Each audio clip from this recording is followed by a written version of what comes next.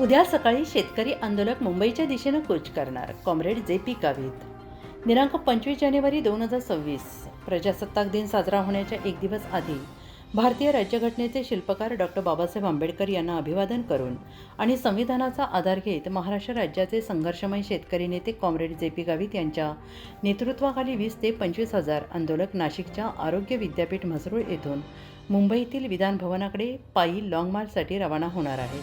अखिल भारतीय किसान सभेने दिलेल्या हाकेनुसार गेल्या 7 दिवसांपूर्वी नाशिक जिल्ह्यातील सर्व तालुका तहसील कार्यालयांवर शेतकऱ्यांच्या ज्वलंत प्रश्नांसाठी जोरदार आंदोलने करण्यात आली. मात्र या आंदोलनाची तालुका आणि जिल्हा प्रशासनाने कोणतीही दखल घेतली नाही असा आरोप आंदोलकांनी केला आहे. जिल्हाधिकाऱ्यांनी हे प्रश्न राज्य सरकारच्या अधिकारातील असल्याचे सांगून उडवाउडवीची उत्तरे दिल्याने कॉम्रेड जे.पी. गावित आणि आंदोलकांच्या शिष्टमंडळास अपेक्षित सहकार्य मिळाले नाही आणि बैठक निष्फळ ठरली.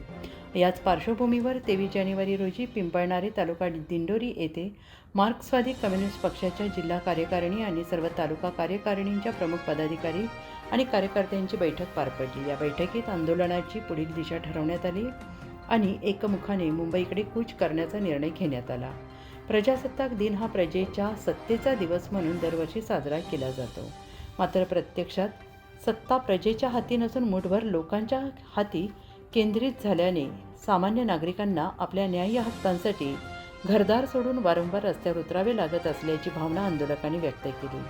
त्यामुळे जिल्ह्यातील गोरगरीब आदिवासी, बिगर आदिवासी नागरिक, शेतकरी, शेतमजूर, कामगार, युवक युवती, महिला आज आपल्या हक्कांसाठी पायी मुंबईच्या दिशेने निघाले आहेत. या नियोजन बैठकीत कॉम्रेड जे.पी. गावित यांनी कार्यकर्त्यांना मार्गदर्शन करताना म्हटलं आहे की ही लढाई संघर्षाची कसोटी पाहणारी आहे.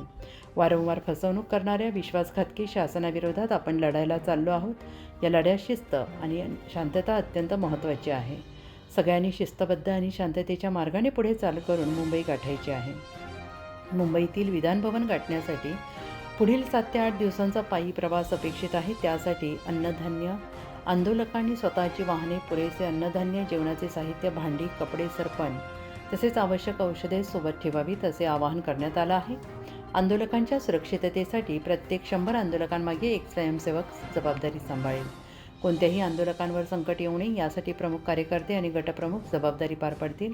कोणत्याही व्यक्तीला, वाहनाला, विद्यार्थ्यांना किंवा रुग्णवाहिकेला अडथळा न आणता सगळ्यांनी सहकार्य करावे आणि आंदोलनातील शिस्त दाखवावी असे आवाहन करण्यात आले. प्रत्येक कार्यकर्त्याने आपली भूमिका चोख पार पाडली तर हे आंदोलन निश्चितच यशस्वी होईल. रास्त मागण्या असल्याने शासनाला आंदोलकांसमोर झुकावे लागेल आणि शेतकऱ्यांना योग्य न्याय मिळेल असा विश्वास कॉम्रेड जे.पी. गावित यांनी व्यक्त केला आहे.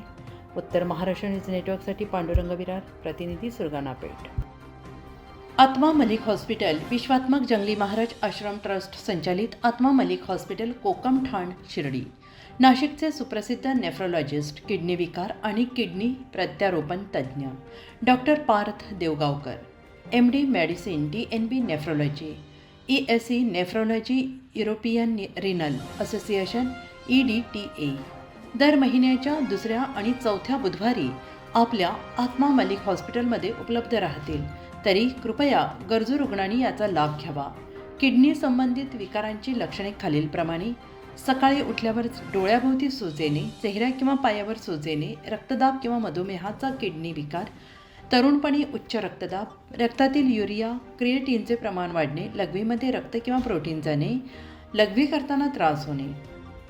शिर्डी कोपरगाव रोड, कोकमठाण, कोपरगाव. नंबर